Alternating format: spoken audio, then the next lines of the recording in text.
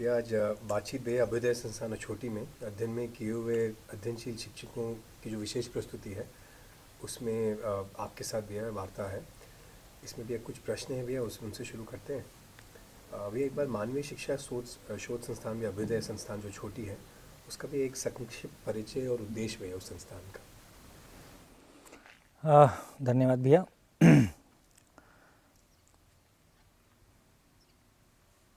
अभ्युदय संस्थान की स्थापना 2001 में जनवरी में हुई और आदरणीय नागराज जी के माध्यम से सहअस्तित्ववाद, मध्य दर्शन या जिसको लोग भाषा में या जीवन विद्या शिविरों के रूप में प्रस्तुत किया जाता है,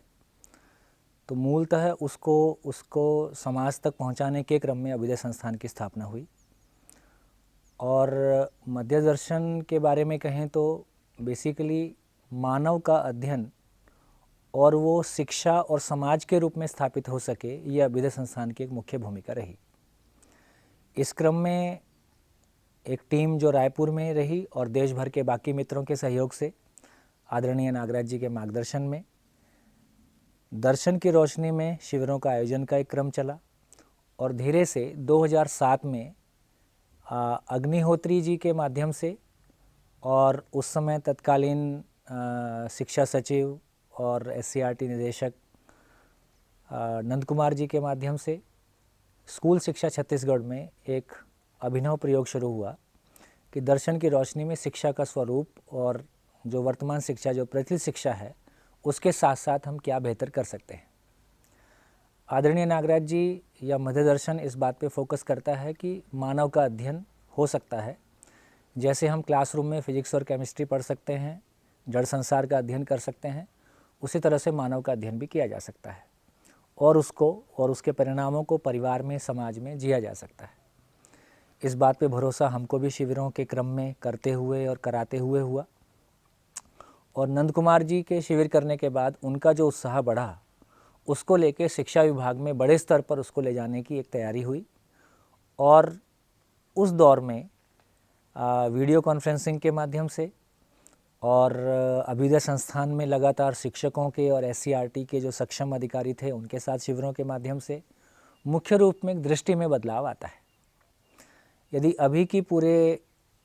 चलन को देखें तो एक सवाल तो उठता है कि आखिर इतनी मेहनत क्यों। सारी मेहनत के पीछे ये दिखाई देता है कि आदमी अपनी ज़िंदगी को खुशियों से भरना चाहता है, अपनी ज़िंदगी के खालीपन को भरना चाहता है, अपनी ज़िंदगी में सुविधाओं की कमी को भरना चाहता है, किसी भय और अभाव से मुक्त होना चाहता है। एक शब्द में कहें तो वो मानवता का पोषण अपने भीतर की उस मानवता को उद्घाटित करना चाहता है और मानवता का पोषण करना चाहता है। लेकिन अभी के फैलाव को देखें तो यदि व्यापार को देखें तो उसमें मानवता के विरोध में जाके हमको बहुत कुछ करना पड़ता है। शिक्षा से जो कुछ हम पा रहे हैं उसमें पूरी तरह से मानव और मानवीयता को समझ पाए, ऐसा उसके बाद के शिक्षा के बाद में जीते हुए देखें तो उसमें हमको कम पड़ता हुआ दिखाई देता ही है। तो जब हम सारी राजनीतिक ढांचों को देखते हैं तो कहीं ना कहीं जाने अनजाने बहुत कुछ ऐसा उस दिशा में जाता है जो मानवता के विरोध में जा रहा है या मानवता के अनुकूल नहीं है। तो एक प्रयास दर्शन के माध्यम से हुआ कि मानव को समझा जा सकता है और एक परिवार में रहते हुए परिवार मानवता के पोषण के अर्थ में हो, व्यापार मानवता के पोषण के अर्थ में हो, संविधान मानवता के पोषण के अर्थ में हो, शिक्षा मानवता के पोषण के अर्थ में हो, इस तरह से पूरी शिक्षा को और पूरी व्यवस्था को सजाया जा सकता है। इस भरोसे के साथ स्कूल शिक्षा छत्तीसगढ़ में नंद कुमार जी के नेतृत्व में आदरणीय नागराज जी के मार्गदर्शन में एक शानदार काम शुरू हुआ जिसके कुछ अच्छे परिणाम हमको देखने को मिले हैं। जी, शिक्षा का प्रयोजन भैया जैसे शिक्षा विभाग में भैया इस तरह के अध्ययन का प्रयोजन क्या है? देखिए, जब शिक्षा विभाग में इस तरह के प्रयोजन के अध्ययन पे अपन बात करना चाह रहे हैं तो मुझको एक बहुत अच्छा संदर्भ याद आता है। गुजरात के एक पुलिस एकेडमी के शिविर में उनके DG ने बहुत अच्छा शेयर किया। उन्होंने कहा कि देखो, हम अपने लोगों को बेस्ट ट्रेनिंग देते हैं सभी तरह की, फॉरेंसिक की और जो भी कानून की, लेकिन उस ट्रेनिंग का उपयोग वो कहाँ करेंगे ये हमारे हाथ में नहीं है। उसी सेम एग्जाम्पल को हम सब जगह ला सकते हैं। हम एक इंजीनियर तैयार करते हैं लेकिन वो इंजीनियरिंग नॉलेज का उपयोग किस तरह से करेगा मानवता के पोषण के लिए करेगा या वो अपने सुविधा संग्रह के लिए करेगा, ये हमारे हाथ में नहीं है। एक बहुत अच्छा डॉक्टर अपने मेडिकल साइंस का जो एक्सपर्टीज़ है उसका उपयोग मानवता के लिए करेगा या मानव के शोषण के लिए भी कर सकता है, इस पे हमारा अधिकार नहीं है। तो जितने भी तमाम विधाओं की हम बात करते हैं, तो चाहे हम वर्तमान शिक्षा में जो कुछ भी हम योग्यता, जो कुछ भी एक्सपर्टीज़ हम किसी भी दिशा में दे रहे हैं, उसका उपयोग वो किस दिशा में करेगा, इसको हम सुनिश्चित नहीं कर पा रहे। और ये बिल्कुल पुरानी कहावत जैसा हो गया, जैसे बंदर के हाथ में उस्तरा। तो 20 साल की मेहनत,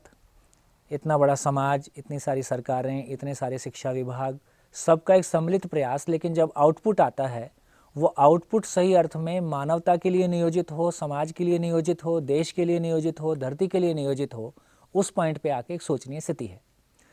जब दर्शन की रोशनी में, मध्यस्थ दर्शन की रोशनी में हम शिक्षा के स्वरूप की, शिक्षा के प्रयोजन की बात कर रहे हैं, तो उसमें दोनों बातें कर रहे हैं कि उसके पास जो स्किल पक्ष है वो एक बहुत अच्छा डॉक्टर भी हो, और उस डॉक्टरी के ज्ञान का जो उपयोग करने की उसकी दृष्टि हो वो मानवता के पोषण के अर्थ में हो, वो कहीं भी मानवता के विरोध में ना जाए। वो अपनी इंजीनियरिंग का, अपनी तमाम और विधाओं में जो भी कुछ योग्यता उसने पाई है उसको वो सही दिशा में प्रयोग कर सके, ये शिक्षा के प्रयोजन को स्थापित किया जा सके, व्यावहारिक रूप में स्थापित किया जा सके, इस अर्थ में दर्शन में अप्रोच। तो भैया जो शासन में कार्यरत शिक्षक भी अभ्युदय संस्थान आए, उनकी भी सहस्त्र का मध्यदर्शन जो अध्ययन रहा, उसका प्रक्रिया क्या रहा, अध्ययन प्रक्रिया क्या रही? अध्ययन प्रक्रिया की बात करेंगे तो मुख्य रूप से जो अध्ययन प्रक्रिया की बात है उसमें यदि मानव के पास देखेंगे तो 3 ही प्रश्न हैं। संसार क्या है, मैं क्या हूँ, मैं क्या हूँ, और करना क्या है। अभी करना क्या है ये सवाल काफ़ी परंपरा से, किसी को लगता है मैं इंजीनियर बन जाऊँ, किसी को लगता है मैं डॉक्टर बन जाऊँ, या कुल मिला के अपनी फैमिली चलाने के लिए, अपना ब्रेड एंड बटर चलाने के लिए कोई एक व्यवसाय में कर लूँ, उसमें कुछ मकान का साइज़ बड़ा हो जाए, कुछ और सुविधाएं इकट्ठी हो जाएं। लेकिन जो मूल प्रश्न है कि आखिर उससे फाइनल आउटपुट क्या आया, उसके अपने भीतर जो अभाव की मानसिकता है उससे वो मुक्त हुआ क्या, उसके परिवार में जो संबंध में जीने की चाहना है, जो हार्मनी में जीने की चाहना है, उसके परिवार में वो पूरी हो पाई क्या। जब इधर हम ध्यान देते हैं तो एक पक्ष हमको खाली सा दिखाई देता है। तो इस अर्थ में कहें कि इस गैप को कैसे फिलअप किया जा सके, उस तरफ हम आगे बढ़ सकते हैं। अध्ययन की प्रक्रिया क्या रही, तो इसको ऐसे ले सकते हैं कि भैया जो अछूटी में शिक्षक विभाग के शिक्षक आए, तो अध्ययन प्रक्रिया और अध्ययन वस्तु क्या रहा भैया? हाँ, अध्ययन प्रक्रिया के रूप में, अध्ययन के क्रम में पहला स्टेप रहता है जिसमें कि 8 दिन का जीवन विद्या शिविर के रूप में होता है, जिसमें कि दर्शन का एक बर्ड व्यू लोगों तक पहुंच जाए। वो दर्शन के बर्ड व्यू के रूप में कहें तो जो मौलिक रूप में हमने 3 क्वेश्चन की बात कही कि संसार क्या है, मैं क्या हूँ, करना क्या है, इसकी क्लैरिटी उसको एक बर्ड व्यू के रूप में आ जाए, तो ये शिविर से एक व्यू पूरा बन जाता है कि आखिर मुझको ये क्यों समझना है और वर्तमान शिक्षा में क्या गैप है जिसको पूरा करने की हम कोशिश कर रहे हैं। जैसा कि NCF 2005 भी बहुत सारी मानवता की बात करता है, शिक्षा को क्लासरूम से बाहर लाने की बात करता है, जीवन से जोड़ने की बात करता है। व्यावहारिक रूप में कहा जाए तो NCF 2005 का जो प्रिस्क्रिप्शन है उसको पूरा करने के क्रम में दर्शन का जो एक स्वरूप सामने आया है उससे एक उत्साह की स्थितियाँ बनी हैं। शिविर करने के बाद उसको पूरा समझने के लिए एक मानसिकता तैयार होती है।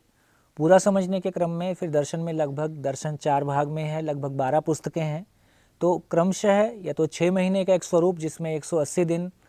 रेजिडेंशियल के रूप में पूरा उस वांग्मय से, दर्शन की पुस्तकों से गुजर के उस पूरा मानव का स्वरूप और पूरा अस्तित्व का स्वरूप और उसकी भूमिका का स्वरूप पूरे से आ जाए, ताकि एक शिक्षक सही अर्थों में जब बच्चों के साथ बात करता है तो वो उनको मानव के रूप में पहचान सके, उनको स्किल देने के साथ साथ उनको वो दृष्टि भी दे सके ताकि वो मानवता के अर्थ में अपनी स्किल का सदुपयोग कर सकें। तो ये इसके 2 क्रम हैं, एक तो 6 महीने का रेजिडेंशियल, दूसरा हर 2 महीने में 10 दिन के लिए लोग आते हैं, तो वो 2 साल तक एक क्रम चलता है। तो जैसी लोगों की अनुकूलता होती है उस क्रम में दोनों तरह के मॉड्यूल में लोग चलते हैं और लोग इस तरह से अपने स्वयं के मानव होने को पहचानने का अधिकार पा सकें और दूसरे को भी मानव होने का अधिकार पहचानने में उसके लिए सहयोगी हो सकें, इस योग्यता को पाने की कोशिश करते हैं और काफ़ी हद तक सफल होते हैं। तो 2 साल में जो 2 साल के अध्ययन की बात हो रही है, जिसमें कि हर 2 महीने में 10 दिन संस्थान में आके आमने सामने बैठ के दर्शन के वांग्मय को पढ़ना समझना, ये क्रम चलता है। उसके बाद जब अगली बार अगले 2 महीने में 10 दिन के लिए फिर से आते हैं, तो इस बीच में वो अवसर मिलता है जब वो अपने परिवार में और अपने विद्यालय में जो कुछ उसने 10 दिन में समझा है, सीखा है, उसको प्रैक्टिस करके देख पाएँ, उसमें जो गैप्स हैं उनको पहचान पाएँ और अगली बार आके उसको फिर से पूरा कर पाएँ। तो ये क्रम सतत 2 साल तक चलता है और काफ़ी प्रभावी तरीके से शिक्षकों का एक दृष्टिकोण बदलता है ना। उनको काम करना उनकी ड्यूटी है या उनको सरकार के आदेश से काम करना है कि बजाय उनमें एक सेल्फ मोटिवेशन पैदा होता है। आदमी बनना, आदमी बनाना बहुत खुशनुमा काम है, बहुत अपनी खुद की ग्रोथ के लिए उनकी ज़रूरत है। तो एक सेल्फ मोटिवेशन उस तरह का बनता है जिसमें कि वो स्वप्रेरित विधि से बच्चों के साथ प्रस्तुत होते हैं, अपनी कमियों को पहचान के उनको और पूरा करने की जिज्ञासा। तो एक शिक्षक सही अर्थों में हमेशा एक विद्यार्थी बना रहे तो शायद वो बेहतर डिलीवर कर सकता है। इसको हमने काफ़ी लोगों के बीच में देखा है। शिक्षकों में अध्ययनशीलता को आपने कैसे पहचाना? देखिए, शिक्षकों में अध्ययनशीलता को पहचानने का एक संदर्भ ये है कि धरती पे हर मानव जब पैदा होता है, हर बालक में हम इस बात को देख सकते हैं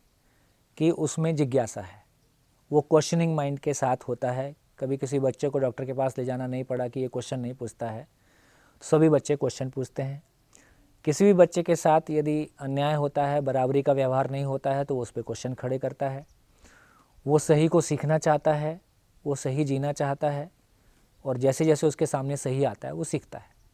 तो इससे ये तो पता चलता है कि यदि 24 घंटे में देखें कि बच्चा खाने की चीज़ ज़्यादा मांगता है या बच्चा क्वेश्चन ज़्यादा पूछता है,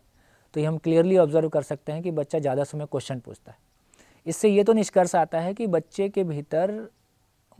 भीतर मूलतः जो मानव और पशु में जो हम डिफरेंशिएट कर रहे हैं कि मानव में समझने की ताकत है, मानव एक समझ के जीने वाली चीज़ है, तो मानव में वो चीज़ दिखाई देती है, तो शिक्षकों में भी वो चीज़ दिखाई देती है। जैसे जैसे उनकी ये क्लैरिटी बनती है कि समझना अपने आप में सुखदायी काम है,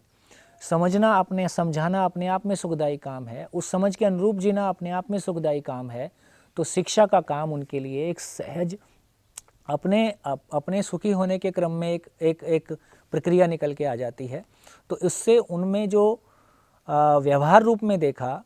कि जो सरकार में TADA और तमाम जो फैसिलिटीज़ शिक्षकों को देते हैं कि वो किसी ट्रेनिंग में जाएं, तो हमने लगातार दिल्ली में भी देखा, छत्तीसगढ़ में भी देखा। एक बार 8 दिन के परिचय शिविर से, जीवन विद्या परिचय शिविर से गुजरने के बाद ऐसे तमाम शिक्षक हमने देखे जिन्होंने कहा कि हमको इसके लिए कोई TADA नहीं चाहिए। ऐसे भी शिक्षक देखे जिन्होंने कहा कि यदि सरकार ये सुविधा हमको छुट्टी के रूप में नहीं देती है तो हम अपनी छुट्टियां लेके जाना चाहेंगे। तो ये उनमें दिखाई देता है कि वो तो सही अर्थों में ज़िंदगी को समझना ही चाहते हैं और ज़िंदगी को समझना समझाना एक सुखदायी काम है ना। इसके लिए जो मोटिवेशन है, इसके लिए जो प्रेरणा है, अपना संसाधन लगा के जो समझने की जिज्ञासा है, ये प्रयास हमको दिखाई देते हैं। इससे ये स्पष्ट होता है कि शिक्षकों में अध्ययनशीलता की कमी नहीं है। देखिए, अध्ययनशील शिक्षकों का शिक्षा विभाग में कैसे उपयोगिता हो सकती है, और दूसरा है ये शिक्षकों का शासन के साथ समाज में क्या भूमिका हो सकती है? देखिए, एक बार मानव के बारे स्पष्टता बनती है तो एक तो शिक्षकों का ही नहीं, हम माँ बाप के हम सभी में एक मान्यता बनी रहती है।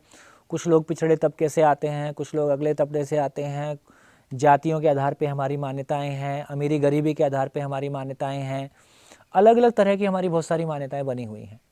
तो सभी समझ सकते हैं ये शिक्षकों में स्वीकार होता है, सभी समझ सकते हैं। तो शिक्षकों के प्रयास अपने तरीके से, उनके प्रयास में एक प्रभाविता आ जाती है। क्लास में उनकी डिलीवरी में एक जो मानव को समझने के आधार पे जो बच्चों से के साथ में कनेक्ट बन पाता है, वो कनेक्ट ही उनकी विषय वस्तु को बच्चों तक पहुंचाने में बहुत एक आरामदायक स्थिति को बना देता है। तो शिक्षकों की प्रभावशीलता, उनकी दृष्टि में परिवर्तन,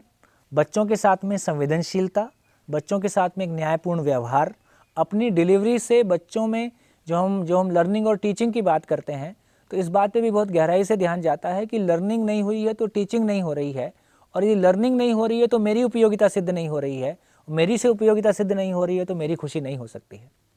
तो शिक्षकों की प्रभावशीलता जिस तरीके से बढ़ती है, उनकी स्वप्रेरकता जिस तरीके से बढ़ती है, और बच्चे जिस तरह से उनसे कनेक्ट हो सकते हैं, वो मानव का जो संबंध है वो क्लैरिटी आने के बाद में कक्षा का पूरा वातावरण बदल जाता है। एक ये वाला है कि अध्ययनशील शिक्षकों का शासन के साथ समाज में क्या भूमिका हो सकती है? जी, जब शिक्षकों का समाज और शासन के साथ भूमिका की बात करते हैं, देखिए ये बात तो बहुत साफ हम सभी स्वीकारते हैं। यदि एक मौलिक प्रश्न पूछे जाएं कि बेसिकली शासन समाज के लिए है कि समाज शासन के लिए, तो ये बहुत स्पष्ट रूप में हमको स्वीकार होता है कि शिक्षा ही एकमात्र वो जगह है जहाँ एक बच्चा अपना 20 साल लगाता है और शासन उससे ये अपेक्षा करता है कि वो सही अर्थों में एक देश का बेहतर नागरिक के रूप में तैयार हो सके। हमारे संविधान की जब हम बात करते हैं, संविधान के प्रियम्बल की हम बात करते हैं, जो कि हर क्लास 1 से लेकर 12 तक की हर बुक के पहले पृष्ठ पे प्रियम्बल से ही हम शुरू करते हैं, उसमें हम बहुत स्पष्ट रूप से कह रहे हैं कि सभी को आर्थिक, राजनीतिक और सामाजिक न्याय उपलब्ध हो सके, है ना। तो ये बहुत स्पष्ट रूप से समझ में आता है कि शिक्षा की सफलता इस बात में है कि 20 साल की शिक्षा पाने के बाद, या स्कूली शिक्षा कहें हम 12-15 साल की शिक्षा पाने के बाद, एक बच्चे में एक राजनीतिक न्याय, सामाजिक न्याय और आर्थिक न्याय की समझ पैदा हो सके।